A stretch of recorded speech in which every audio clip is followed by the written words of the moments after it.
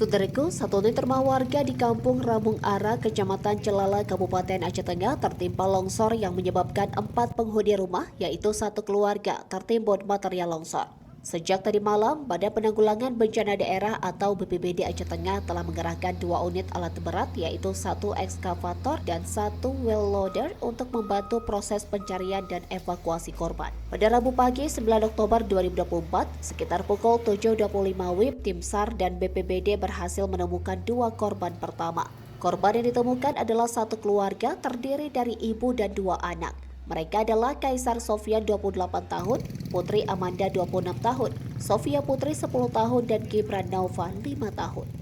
Menurut keterangan warga setempat, Amri yang dihimpun oleh tribungai.com, keempat korban ditemukan dalam keadaan tertimbun bersama peralatan tidur seperti kelambu dan selimut.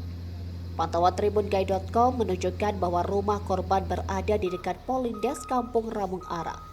Jenazah ditemukan sekitar 10 meter dari lokasi utama rumah, menunjukkan bahwa korban terseret material longsor sejauh itu.